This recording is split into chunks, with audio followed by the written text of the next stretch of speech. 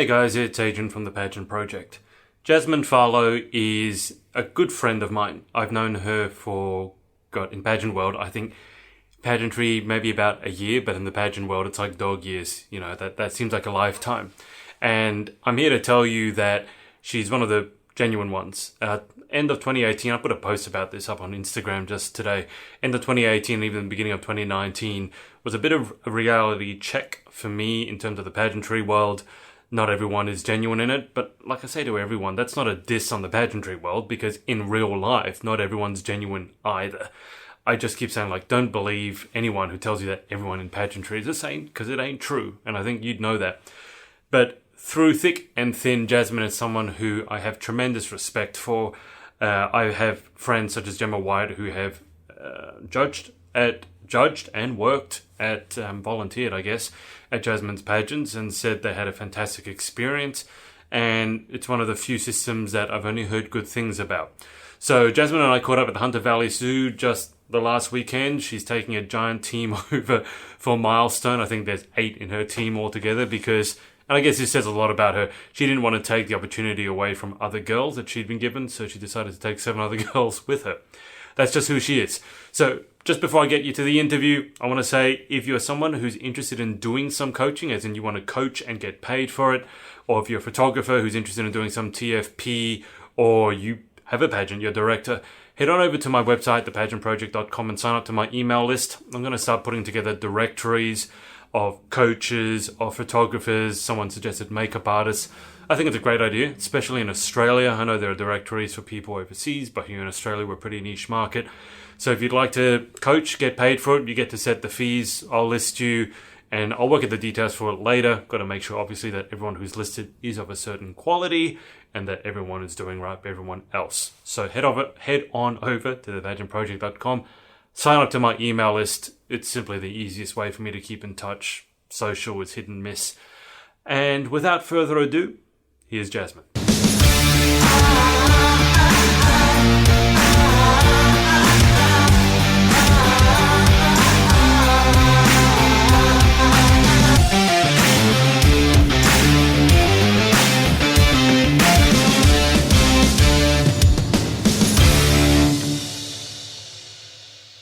Hey everyone, it's Adrian from the Pageant Project, and I'm here with Miss Oceana Milestone 2019, Jasmine Farlow. Hi, how you going? Welcome back. Thank you. So, do you want to explain to everyone just the crazy stuff that we've been doing today, I guess, as a start? Well, we have been at the Hunter Valley Zoo all day long doing our official photo shoots for Milestone 2019, which of course is held in the Philippines. But as Team Australia, we wanted to show the world a little bit of the culture, the flora and fauna that we have here. So the girls have been doing some crazy photo shoots. We've shot with wombats, we've shot with possums, we had a large python. It's pretty incredible, and it's actually never been done before as an official Australian pageant photo shoot. So where'd you get the idea to shoot here? I actually don't know. I just thought it would be really fun. And you like animals, though, let's be fair. You've been going around the zoo going, oh my God, that's so cute, finger monkeys this, finger monkeys that, so... Yes. You do have a problem. I do have a problem. I love animals, and if I could live here, I would. Which enclosure would you sleep in? The dingo one. Of course. Okay, so where'd you get the idea from? Just came to you randomly one day? Yeah, well, I have actually shot with animals before, so I've shot with pythons and snakes and lizards and all kinds of things, but I actually figured that it showcases our country. So I was like, well, It's something that, is different. It's something that showcases who we are, and it's something that will just have a little bit of fun for the girls. Well, they certainly look like they had fun. Yes, I think they did. I think the snake emptying its bowels was a little bit of fun for that. It was a little graphic. I videoed that. I'm not sure I ever want to see that again. When is the international pageant and where? Okay, so it is in September this year in the Philippines, in Manila. Okay.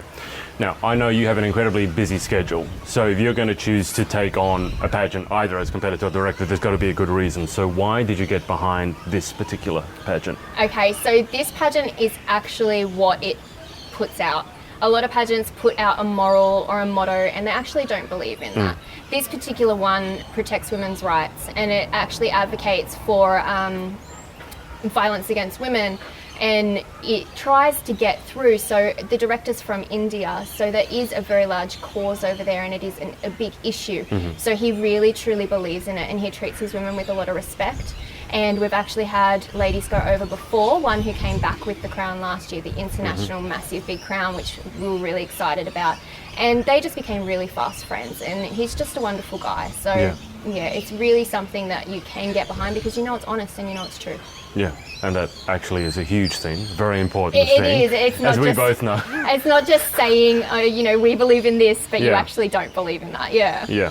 So you're going over yourself. I am. You have your team down there as well. Yeah, they do. So we always talk about results and whether you have any, do you have any results in mind for yourself or for your team? My results are mainly for my team. Okay. So my competing, I was originally asked to compete years ago, and I just didn't have the funds to go over. So I sent a couple of girls over who did have the funds, and they had a fantastic time.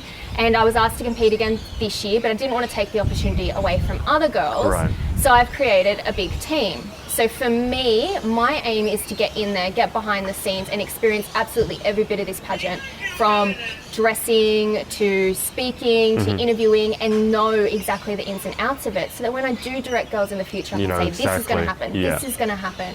But for my team as a whole, I would love, obviously, for us to come back with the crowns. It would be incredible. Yeah. But I really just want them to have fun. Yeah. It's the main thing. If you don't have fun, why are you doing it? I mean, on that note, what advice would you have for your team? So having fun obviously is important. In their interviews, I can tell you a lot of them talked about the importance of being themselves, not taking themselves seriously, which I guess is the same thing. So is that the main advice? Do you have any other sort of advice for them? Look, you do have to take this seriously. You're putting a lot of effort in, you're putting a lot of money in to go over. So on some level, you do have to be really serious about it. There's a lot of, behind the scenes efforts and hours and all that kind of thing you have to log in. But if you're not going to enjoy it and it's going to become too stressful, then why bother doing it? So yeah, be yourself, because there's no point in being someone else just because you think that they want you to be that person. So we do have one girl who is heavily tattooed, and I know that she wants to show people that just because you have tattoos doesn't mean that you can't fight for what you want. Yeah, absolutely. Yeah. I'm going to ask you a question, put you on the spot. You probably can't answer. I know you've been doing pageantry for many, many years, modelling for many, many years. Yes. So what number pageant is this? Oh my gosh, I don't even know. I really don't. Roughly, are you up to like 20? Something like that.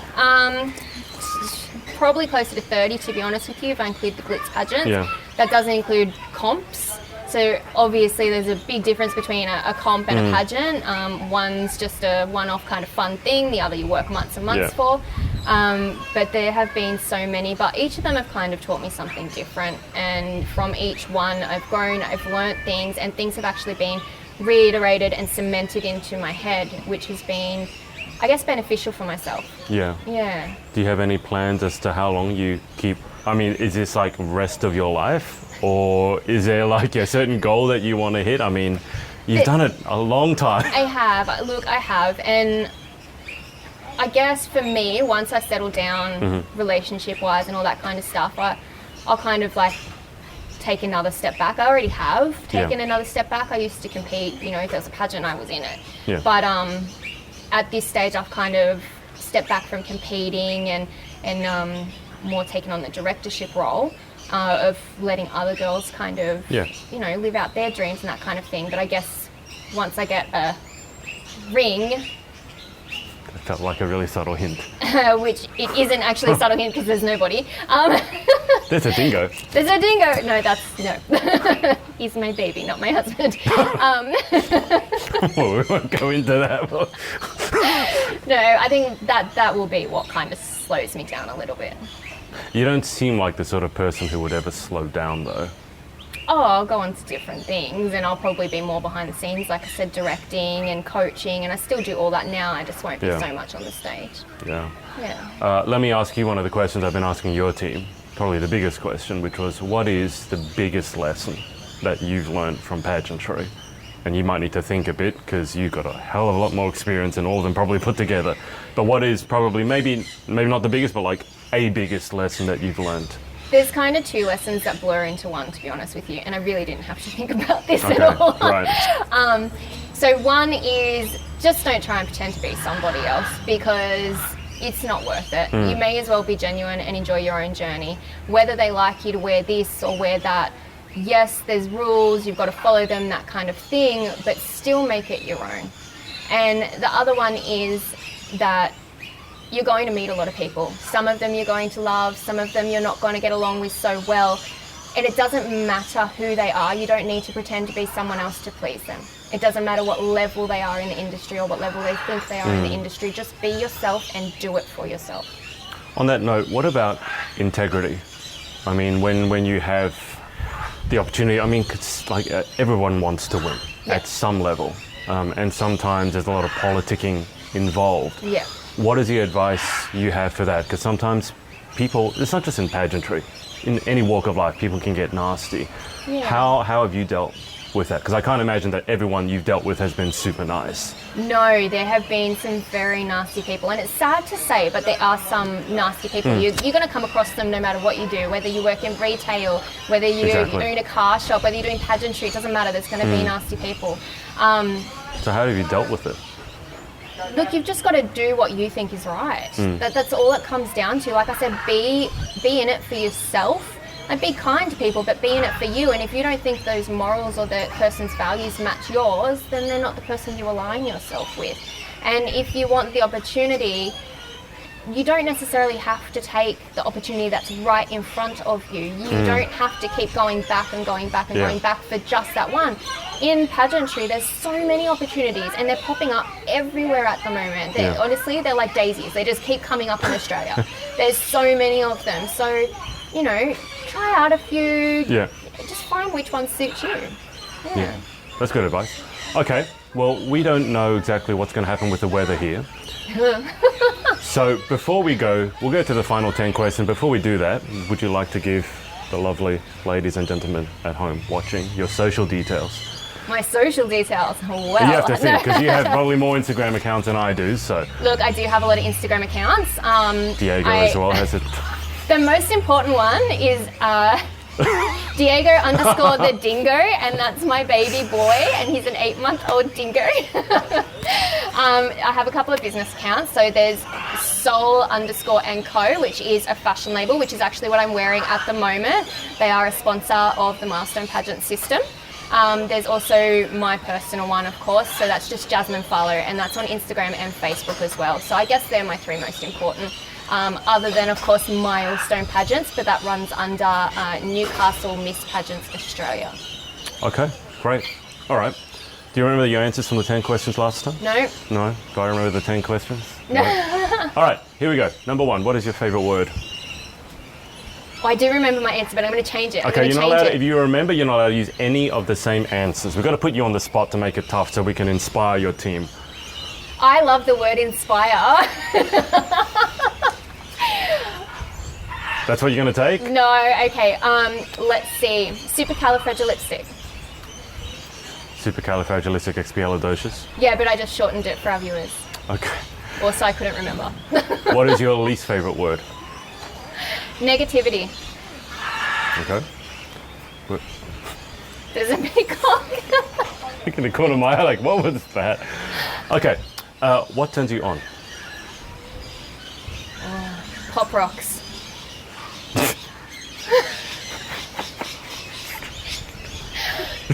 For our viewers, Pop Rocks are these little candies that you put in your mouth and they're just like fizzle.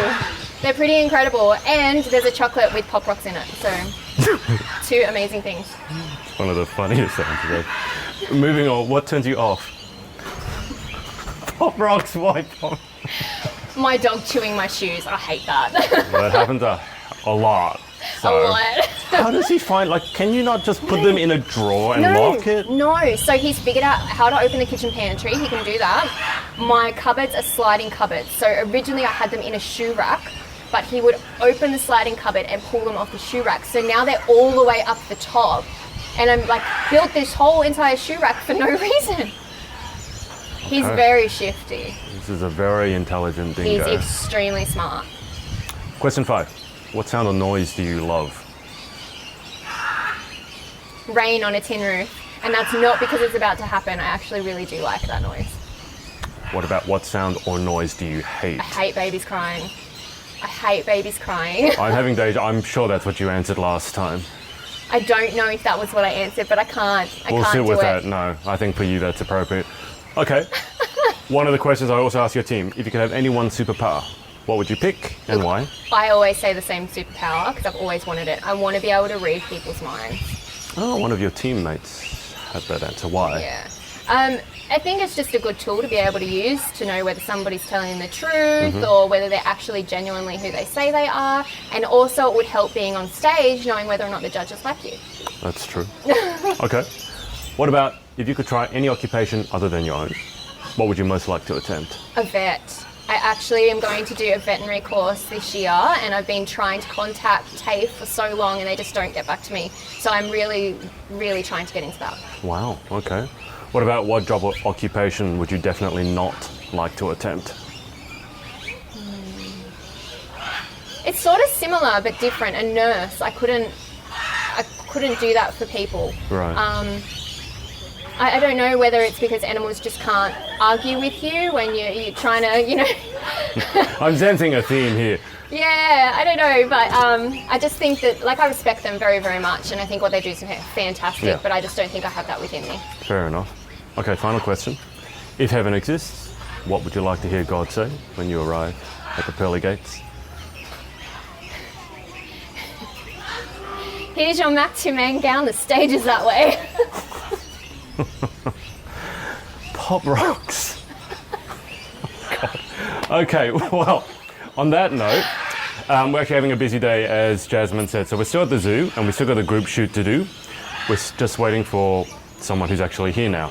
So perfect timing, as usual. Thank you so much for your time. Thank you for your time. All this way you've travelled. I know, I'm getting used to it. And we'll speak to you next time. Bye.